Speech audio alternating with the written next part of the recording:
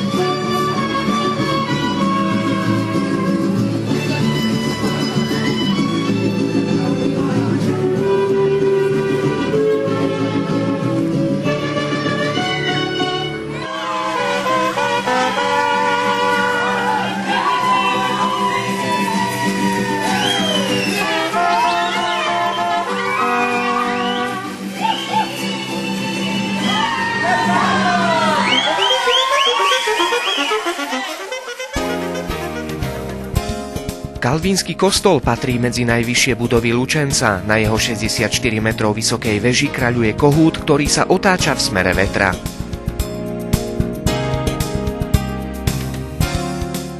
Pohľad na nie je impozantný z dola z historického centra mesta, ale atraktívnejší je pohľad z lietadla.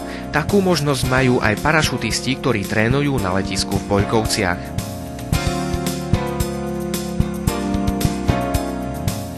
Prekonať silou vôle čas, vzdialenosť či umenie súpera je krédom každého športovca.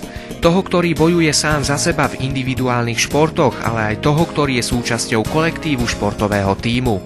A je to takmer jedno, o aké preteky ide. Či na lokálnej, celoštátnej alebo medzinárodnej úrovni. Všade dominuje túžba zvíťaziť, byť lepší, úspešnejší ako tí ostatní. Lučenským športovcom sa túto myšlienku darí pretvárať do reality.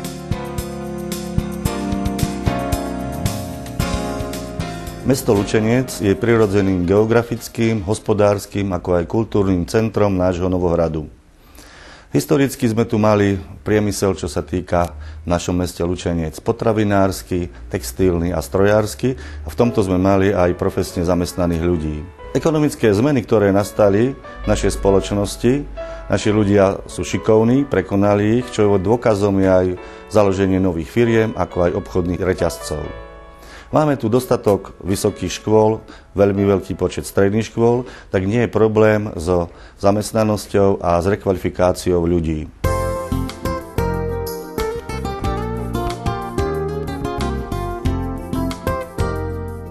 V minulosti navštívili Lučenec viaceré významné osobnosti: ruský princ Galicín, cisár František Jozef I, belgická princezná Stefánia, diplomat Milan Rastislav Štefánik či bulharský cár Coburg, národovec a politik Andrej Hlinka, československý prezident Tomáš Garrigue Masaryk.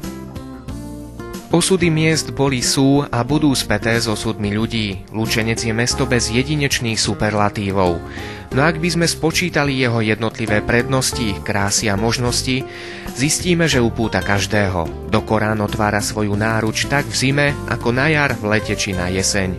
Ľuďom, ktorí tu vždy objavia niečo, čo sa oplatí uložiť si do svojich spomienok.